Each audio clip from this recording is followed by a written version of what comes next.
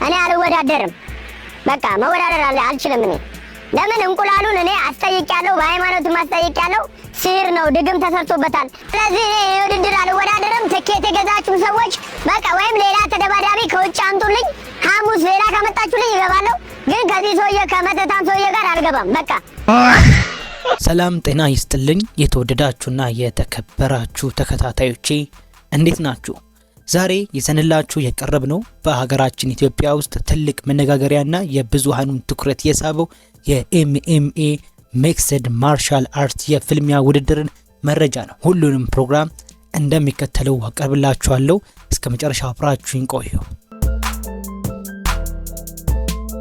ይህ ታሪካዊና አነጋጋሪ የሆነው ፍልሚያ የሚካሄደው በስመ ጥሩ በሆነው አሁን በተገነባው የአድዋ ድል መታሰቢያ ሙዚየም ውስጥ የሚካሄድ ትልቅ ዝግጅት ነው።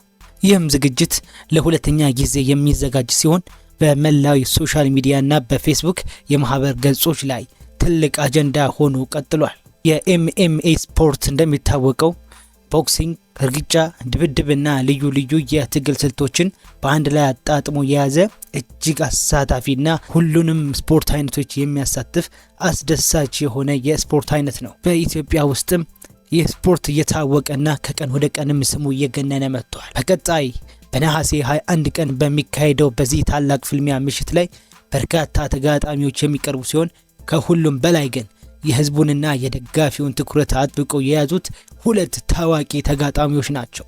እነሱም ሴዶና ጆኒ ይባላሉ። የእነዚህ ሁለት ተጋጣሚዎች ፍጥጫ ውድድሩ ከመጀመሩ በፊት በሶሻል ሚዲያ ላይ ከፍተኛ ግለትን ፈጥሯል።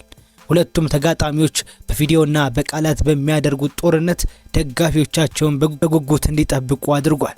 እነዚህም ተጫዋቾችም ለፍልሚያ ብቻ የሚገናኙ ሳይሆን በሌላ በአንዳች ነገር የተጣሉ ይመስላሉ። ሁሌም ፍጥጫቸው የበረታ ነው። አንዱ ከአንዱ ቡል ሲደራረጉና ሲገፋፉ፣ ሲሰዳደቡና ሲጋጩ ይታያል።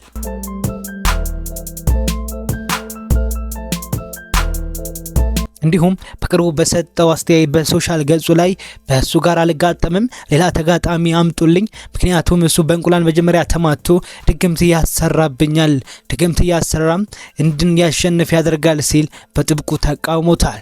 ይህንንም የሰሙ ሶሻል ሚዲያ የሚጠቀሙ ጠበቃዎችም ይህ ንግግሩ ለ1 ዓመት ያሳስራል ሲሉም ተናግረው ነበረ። በእነዚህ አይነት ንግግሩ ስም በማጥፋት ወንጀል ሊያስከስስ እንደሚችልም አስጠንቅቀውታል። እኔ አስጠይቄያለሁ፣ በሃይማኖት አስጠይቄያለሁ። ሲህር ነው ድግም ተሰርቶበታል፣ መተት ተሰርቶበታል ተብያለሁ። በእንደዚህ አይነት ነገር ደግሞ እኔ አልጫወትም። ስለዚህ ኢትዮጵያ ትኬት የገዛችሁ ለውድድሩን ተጋጣሚው ሴዶ እንግዲህ በቅርቡ በሰጠው አስተያየት እኔን ገና አላወቀኝም፣ ገና ከመግባቱ በፊት በሰከንዶቹ ጨርሷለሁ፣ ማንም ምንም ቢል ቢጮ ማንንም አልሰማም ሲል ተደምጧል። እንዲሁም ደግሞ በሶሻል ሚዲያም በቀሉ ጉድሽ ፈላ በቀሉ በሚል ዘፈኑም ይታወቃል። በዚህ ዘፈንም ሁሉም እንደ ትሬንድ ሲጠቀሙ የነበሩ ብዙ ተከታዮችን ማስተውለናል። ብዙዎችም ለሶሻል ሚዲያ ማርኬቲንግ እንዲሁም ደግሞ ለስፖርቱ ፍቅር ላላቸው የጆኒ ግሩፖችንም ለማናደድ ሲጠቀሙትም ተስተውሏል። ይህንንም የተመለከተው ጆኒም በራሱ አዲስ ዘፈን በማውጣት እንዲሁ እሱንም ለመበቀል አጸፋ መልሱንም መልሷል። እንግዲህ የሁለቱ ተጋጣሚዎች በምላስ ብቻ አልተጀመረም። አንድ ጊዜም አንድ ቦታ ተገናኝተው እጅ ለእጅ ካልተያያዝን ሲሉ በግድ ነው ያስታረቋቸው። ማንም ሰው ባይኖር ኖሮ ምናልባትም ያኔ ተናንቀው እርስ በርስ ባለቁ ነበረ። ነገር ግን የሁለቱም ምላስና ፍጥጫ በዚህ ብቻ አላቆምም። ሴዶ በመቀጠልም በጆኒ በኩል የተሰነዘሩበትን የተለያዩ ድርጊቶችና ንግግሮች በመቃወም ይህ ሰውዬ በእንቁላል ሌላ ነገር ሊያደርግብኝ ነው ሲልም ተቃውሟል። ውድድሩ የስፖርት ፍልሚያ ብቻ ሳይሆን ትልቅ የድራማና የፉክክር መድረክ እንዲሆን አድርጎታል። ተጋጣሚው ሴዶ በአሁኑ ወቅት በከፍተኛ ጥንቃቄና ቁርጠኝነት ልምምዱን እያካሄደ ይገኛል። ራሱን ሙሉ በሙሉ ለዚህ ትልቅ ፍልሚያ እያዘጋጀ እንደሆነና በነሐሴ 21 በሚደረገው ጨዋታ ላይ ምላሹን በጉጉት ለሚጠብቁት ታዳሚያን በደንብ በቀሉን ተበቅሎ ትልቅ ፍልሚያ እንደሚያሳያቸው ለራሱ ቃል የገባ ይመስላል። ሌላ በኩል ደግሞ ጆኒም ቢሆን ከዚህ ፍልሚያ በስተጀርባ በከፍተኛ ዝግጅት ላይ ይገኛል። ጆኒ በበኩሉ ለሴዶ የሚሰጠው ምላሽና በፍልሚያ ወቅት የሚያሳየው ብቃት ለማሳየት ቀኑን በጉጉት በመጠባበቅ ላይ ነው። ጆኒም እንደ ሲል በተደጋጋሚ ይዝታል። እግርህን ሰባብርልሃለሁ፣ ይልቁንም ካሁኑ ዊልቸር ግዛ በማለት በተደጋጋሚ ሲናገር ሰምተነዋል። የአድዋ ሙዚየም ለሁለተኛ ጊዜ እንዲህ አይነት የኤምኤም ዝግጅት ሲያስተናግድ ቦታው ራሱ ለውድድሩ ልዩ ድምቀትና ግርማ ሞገስ ሰጥቶታል። ታሪካዊ ቦታ፣ አዳዲስ የስፖርት ታሪኮች የሚጻፉበት እየሆነ መጥቷል።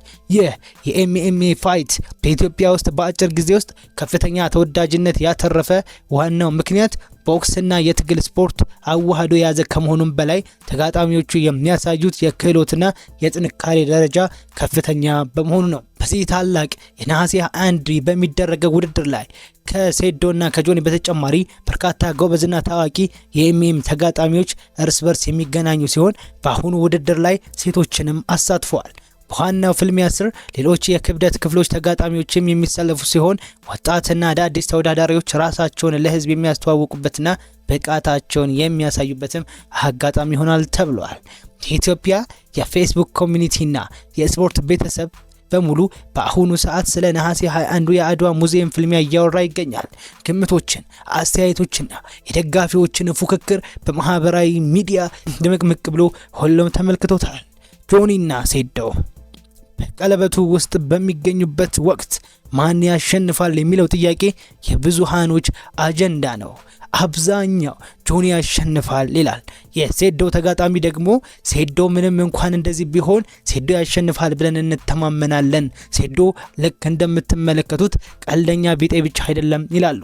የጆኒ ደጋፊዎች ደግሞ እሱ ቀልዱን ይቀልድ እንጂ እሱ እንኳን ያሸንፋል ብለን አናስብም፣ ይልቁንም ለእርሱ ዊልቸር ግዙለት በማለት ለነዛን የጆኒ ደጋፊዎች ለሴዶ ደጋፊዎች በሚያስገርም ምላሽን ይመልሱላቸዋል።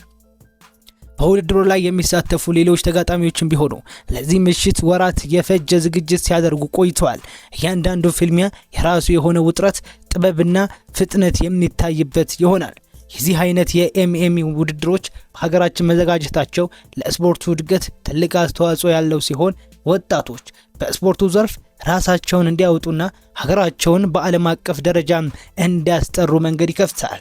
የነሐሴ 21 ምሽት በአድዋ ሙዚየም ትልቅ ትዕይንት የሚያሳይ የሴዶና የጆኒ ረዥም ጊዜ የቆየ ፍልሚያ እልባት የሚያገኝበት አጋጣሚ ይሆናል።